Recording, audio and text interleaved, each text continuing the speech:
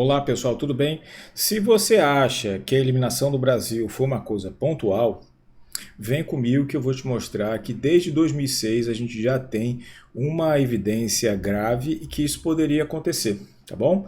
Aproveita, se você não é inscrito no canal, me dá aquela força, dá um like no vídeo, se inscreva no canal e vamos embora.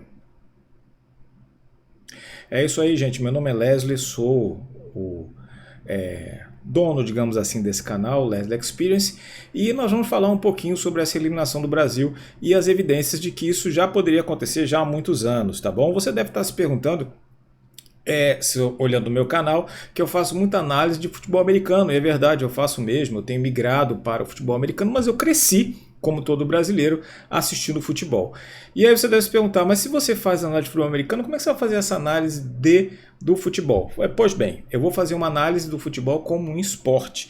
E por que há a decadência do futebol brasileiro? Isso já tem sido demonstrado claramente desde 2006. É por isso. E o fato de eu ter parado de acompanhar o futebol durante muitos anos, isso me dá uma certa isenção de avaliação, porque, por exemplo, eu não sei aonde o jogador joga, aonde os jogadores se apresentaram, da onde eles foram criados, da onde eles fizeram a divisão de base, aonde eles jogam, eu não faço a menor ideia disso que acontece. Então, a gente fica um pouco mais isento com relação a isso. Então, eu peço para vocês a gentileza de ficarem até o final e, é claro, dê a sua opinião. Eu vou falar um pouquinho do jogo também, tá? Mas vou falar de uma análise de quem realmente está de fora. Eu não conheço nem os jogadores, nem direito onde eles jogam. Por exemplo, eu não sei onde o Rafinha joga, não sei onde o Antony joga, não sei onde os jogadores jogam realmente, tá? Não sei de onde eles vieram, então não tem esse viés, é de tal clube, por isso que não funciona. Vamos embora. 2006 acendeu um alerta na minha cabeça. Por que esse alerta surgiu? Foi a entrevista do Cafu, isso mesmo. Capitão da seleção brasileira de 2006. A seleção de 2006, para quem não sabe, ou quem não lembra, ou quem não viu, era tido assim, franca favorita. Tinha sido campeão em 2002. Muita dessa seleção de 2002, uma seleção fantástica, que jogou muito bem aquele Mundial, estava em 2006. Tínhamos o Parreira como técnico, tinha sido técnico em 95, sabia lidar com essas coisas, supostamente sabia lidar com as coisas das estrelas, tinha ganhado a Copa das Confederações, ganhou a Copa América, tinha tido vitórias massacrantes, um timaço realmente no papel. É claro, tinha jogadores como Cafu e Roberto Carlos já veteranos, mas o seu talento era que seria suplantado. O que aconteceu? O Brasil foi eliminado pela França nas quartas de final, a famosa cena de ajeitar o meião, e o Brasil foi eliminado. E aí eu falei, pô, cara, mas como é que é isso? Esse timaço foi eliminado, como é que era isso? Nessa época eu acompanhava muito. O que ocorreu? Veio a entrevista do capitão Cafu. O Cafu falou, não, eu não sei porque que as pessoas estão chateadas porque nós perdemos a Copa do Mundo. O aproveitamento do Brasil foi fantástico, nós ganhamos praticamente tudo, nós só não ganhamos a Copa do Mundo. Naquela época eu fiquei assim, como assim nós só não ganhamos a Copa do Mundo? O que interessa pra gente é a Copa do Mundo, você pode perder o resto, a gente quer a Copa do Mundo. Pois bem, aquilo me acendeu um alerta em relação a aproveitamento. Quer dizer, peraí, a seleção brasileira teve um aproveitamento, como é que é isso? Aí eu comecei a reparar em alguns sinais de que o Brasil poderia vir lá na frente acontecer isso que está acontecendo agora, tá? O que está acontecendo agora. Não é o fato desses anos todos ficarem sem ganhar, é porque a seleção não tem desenvolvido um futebol que a gente almeja. O Romário, que hoje é senador, esse mesmo Romário que jogava, ele foi artilheiro do Campeonato Brasileiro em 2005 com 39 anos. É isso mesmo. E o que significa? Um ano antes, ele tinha sido artilheiro do Campeonato Brasileiro aos 39 anos. Tudo bem, o Romário é um fora de série, ele soube, durante o seu envelhecimento, modificar a sua forma de jogar, é verdade, mas teve uma longevidade excessiva. E não foi só ele que tem assim. Você tem outros jogadores que jogaram muito mais tempo do que a gente esperava. Eu acho que o Fred jogou... esses dias o Nenê estava jogando, né? E assim, Hulk, eu sei que estão por aí, eu não sei exatamente os times onde eles ainda estão, mas eu sei que eles estão em atividade. Mas eles ainda estão em atividade. Isso significa o quê? Significa aquilo que o Romário falou, que existe uma certa decadência do futebol brasileiro e decadência de talento. E isso está visível, visível. Quais são os pontos principais para essa decadência? E essa é a minha tese. Gostaria até que você, que viu o vídeo, que está vendo o vídeo agora, colocasse ali se você concorda ou não, ou o que você acha que é importante para isso, tá bom? Primeira delas foi a Lei Pelé. A Lei Pelé foi o primeiro instrumento que foi feito e que acarretou nessa decadência. Vou explicar por quê. Antes a gente tinha a lei do passe. E o jogador, ele tinha o passe dele e era do clube. Ou seja, ele era formado e o clube detinha os direitos federativos desse atleta, desse jogador de futebol. A Lei Pelé tirou isso e gerou os direitos federativos e que ele poderia levar para tudo quanto é lugar. Veja bem, eu não estou dizendo que a lei do passe era correta. Eu não estou aqui para dizer o que é certo ou o que é errado, ou se era correto ou não era fazer isso. Eu não estou aqui para isso. Eu estou aqui só tentando ligar os pontos dentro de uma tese, é uma opinião minha, de como a gente chegou a essa decadência. Então, o que a Lei Pelé fez? Ele tirou o passe dos clubes e jogou o passe na mão dos empresários. Pronto, agora os empresários é que detêm os direitos federativos. O que isso aconteceu? Aconteceu que os jogadores desde a base ficam trocando de clube à torta e à direita. Por quê? Porque os direitos federativos é do empresário, o empresário leva para onde ele quiser. Eles vão mais cedo para fora do Brasil e não necessariamente para grandes locais não, tá? Tem gente que vai para o Cazaquistão, vai para a China, vai para vários locais em que a gente sabe que, embora ele possa ganhar um dinheiro, não é um lugar em que ele possa se desenvolver e vai muito novo. O que acontece é hoje os jogadores, eles já tem negociado com os clubes do exterior. Então eles assinam com o clube no Brasil, mas já tem um contrato para o exterior. Isso aconteceu, por exemplo, se eu não me engano, com o Felipe Coutinho. Numa entrevista que a gente viu ali, acho que foi no Cara Tapa, alguém falou isso no podcast, que ele já tinha assinado. Então ele teve que assinar e já vendeu os direitos federativos. Então quando ele foi no Vasco, ele começou e já teve que ser vendido para a Internacional de Milão. Ou o Vasco assinava e aceitava a negociação no preço que estava negociado, ou ele ia assinar o primeiro contrato dele profissional contra o clube. Então, o clube foi chantageado. Na lei do passe, o jogador, ele era do clube, mas o passe vale 10 milhões. Tudo bem, mas o passe é meu, eu não quero vender por 10 milhões. Por quê? Porque o passe era do clube. E isso é uma das coisas que ele fica vinculado ao clube, e se hoje você reclama de falta de amor à camisa, tá? Isso piorou muito. Isso já existia, claro, o jogador é amor à camisa, isso existe muito pouco, mas isso foi piorando após a Lei Pelé e tirou muita barganha dos clubes nacionais. Eles começaram a perder a força. Segundo ponto, que eu acho que é um dos cruciais para isso tudo. Esse eu acho que é fundamental, eu acho que explica muita coisa. Os pontos corridos. O campeonato por pontos corridos acabou com a formação do jogador brasileiro. Você já tinha um jogador que saía antes, ou seja, a formação dele não estava completa. E ele saiu do mata-mata para os pontos corridos. Lércio, mas era desorganizado.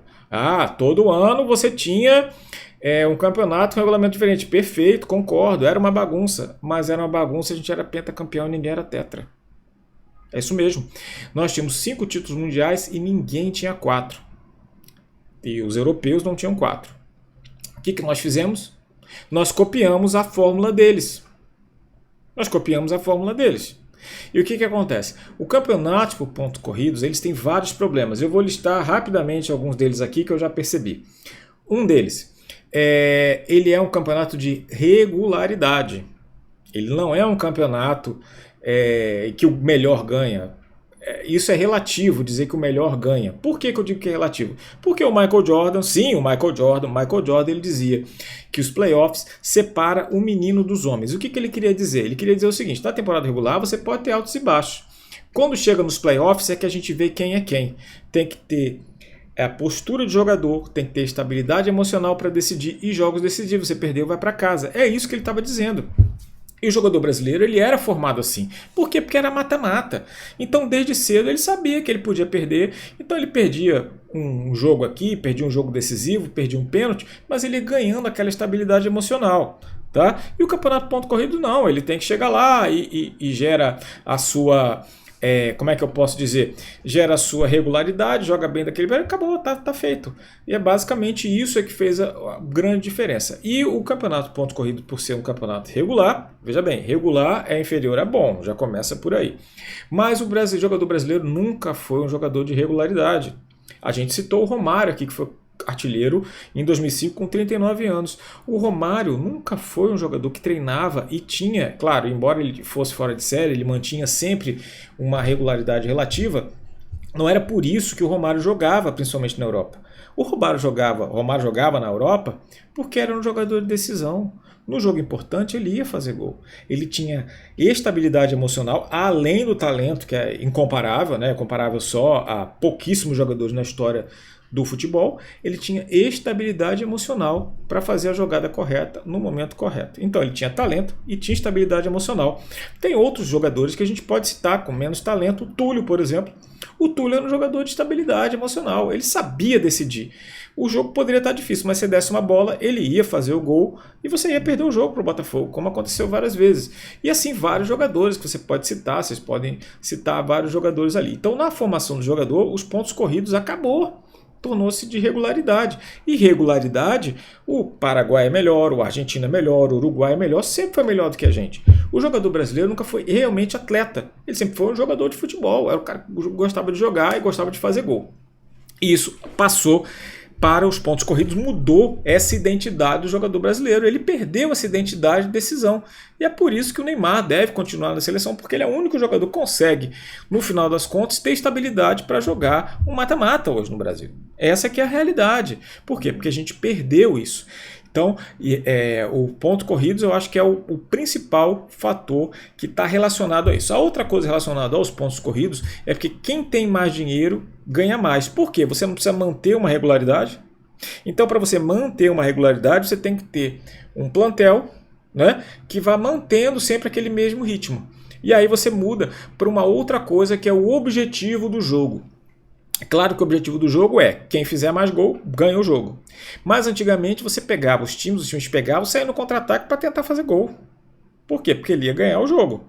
Hoje não. Hoje os times que têm mais dinheiro, que têm mais talento, ficam passando a bola, passando a bola, passando a bola, passando a bola. Por quê? Porque se o seu adversário não tiver bola, ele não faz gol. Então hoje você tem muito mais valor da presença de posse de bola do que aquela veemência de tentar ir para direção ao gol e fazer o gol. Mas aí são coisas que são relacionadas aos pontos corridos. Vou citar um exemplo para vocês aqui de como a gente lidava com essa questão do futebol. Em 86 o Brasil foi eliminado, tem os vídeos ali, na Copa do Mundo pela França, por acaso mesmo em 2006, nos pênaltis. E diziam que o jogador brasileiro não tinha estabilidade emocional para cobrar pênaltis. E talvez fosse uma realidade. Os campeonatos seguintes, 1 ou 2 campeonatos, não tinha mais empate. Você jogava decisão por pênaltis obrigatoriamente. O que aconteceu? O Brasil passou a saber jogar decisão por pênaltis. Por quê? Porque passou a criar essa cultura de que tem que ter estabilidade emocional. Isso a gente perdeu ali com relação ao futebol por conta dos pontos corridos. E o terceiro e último fator, que eu acho que é um fator que ele é bastante importante também, é o seguinte, a falta de rivalidade. Rivalidade em que sentido? Os estaduais, eles perderam muita força. Eu já fui quando acompanhava, um defensor do fim dos estaduais. Mas aí depois eu fui passando, se você passar no Rio de Janeiro, e você passar ali na linha vermelha, saindo do aeroporto, ou voltando, na verdade, fica mais fácil você ver, você vai olhar, indo para o aeroporto, você vai olhar ali à direita, vai estar lá, São Cristóvão, aqui nasceu o fenômeno. Aí eu comecei a lembrar, os estaduais é que fizeram, mostraram para os clubes grandes esses jogadores que por milhões de motivos estavam nos clubes pequenos. E durante o estadual eles apareciam para os clubes grandes e migravam para esses clubes grandes. Então o Ronaldo Fenômeno começou no São Cristóvão. O Léo Moura, que era ídolo do Flamengo há um tempo atrás, ele começou no Madureira e se destacou no estadual. O Romário começou no Olaria e nas divisões de base ele foi para o clube grande. Então essa rivalidade, os estaduais, elas precisam acontecer. E a rivalidade ela é tão importante que os clubes crescem juntos. Vou dar um exemplo para vocês. Em 2017, eu tive a oportunidade de assistir um jogo do Barcelona no Camp Nou. No campo lá peguei a cadeira mais alta da arquibancada mais alta, tipo Shrek mesmo. E aí a gente assistiu o jogo, o Messi fez 3 gols e tal, foi 5-2. E a gente via sempre na televisão aquele lotado. Não, tava vazio o estádio. A câmera estava ali do lado, só mostrando onde é que estava cheio. Nos locais onde fica cheio, que no anel inferior. E ninguém assistindo. Eu falei, me dei conta. Por quê? Porque era um jogo no meio da semana do campeonato estadual, de um jogo que todo mundo sabia que o Barcelona ia ganhar. Por quê? Porque o adversário não tinha condições de ganhar do Barcelona, porque o Barcelona é um time muito melhor, com muito mais dinheiro. E aí a gente viu, falei, mas o Barcelona ganha, então a rivalidade dele é na Champions League. Não é mais. A rivalidade agora, os times principais são da Inglaterra. Por que são da Inglaterra? A Premier League é mais equilibrada, tem o maior número de times que podem ganhar e todos os times subiram, cresceram juntos e todos eles estão muito bem na formação de jogadores e na Champions League. Então você precisa da rivalidade e aqui no Brasil, por ser um país continental, você precisa dessa rivalidade no estadual. Equiparação financeira e, obviamente, a rivalidade para que todos cresçam junto. Veja bem, para o torcedor é muito bom você ganhar todos os anos. Claro que é muito bom ganhar todos os anos e a gente vai querer ganhar todos os anos. Eu entendo isso. Só que se você não tiver rivalidade, daqui a pouco o seu clube começa a cair. E você passa a buscar os seus rivais fora dali. Você vai começar a buscar o seu rival nacional, o seu rival internacional e depois você cai. É o que aconteceu com o Barcelona e o Real Madrid. Tá, os times começaram a cair. O que aconteceu com o Bayern de Munique? Cadê o Bayern de Munique? O Bayern de Munique vai caindo. Por quê? Porque ele não tem a rivalidade local dele. Então a rivalidade é muito importante. E vou parafrasear agora o Galvão Bueno, que ele falou o seguinte uma vez: se pontos corridos não fosse tão importante, Copa do Mundo não tinha mata-mata. E eu concordo com ele. A gente precisa de mata-mata para formar o nosso jogador. Precisa. A lei do passe, essa questão tem que mudar. Os clubes têm que estar mais ali, mais próximos, ser mais donos dos jogadores. Isso é bom. Eu não sei como fazê-lo, tá? Não estou aqui dando soluções. Estou mostrando apenas o problema.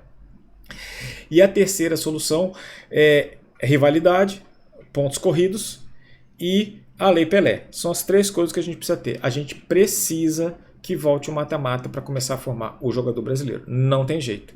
E equiparar o dinheiro para que a gente tenha os times mais próximos. Veja bem, em 2002, quem ganhou o campeonato foi o Santos, que classificou em 8º. Nós tínhamos 10, talvez 11 clubes que poderiam ser campeões. Hoje começa o Campeonato Brasileiro, a gente já sabe quem vai disputar o quê. E é por isso que faz com que você perca essa vontade de assistir o campeonato. A gente assiste o próprio clube, não o campeonato. E a outra coisa é que afasta o torcedor da seleção brasileira. Por quê? Você tem um jogo importante. Não, a seleção não convoca não, como o time tem um jogo importante. Então você perde também essa empatia com a seleção brasileira. Tá bom? Eu não vou falar do jogo aqui específico que a gente perdeu, porque já foi mais de 17 minutos de vídeo aqui. Mas, taticamente, eu vou fazer um outro vídeo só sobre a tática desse jogo. Uma coisa que quem não assiste futebol, quem assiste futebol americano, que é um jogo muito mais tático, já percebeu de cara e você viu que o Tite não fez nada. Mas a gente deixa isso para outro vídeo, tá bom? Deixe os comentários aqui se você acha que eu tenho razão, que eu estou variando nas ideias, mas são consequências do que a gente tem visto ali, tá bom? E é isso aí, gente. Até a próxima, se Deus quiser. Um abraço a todos.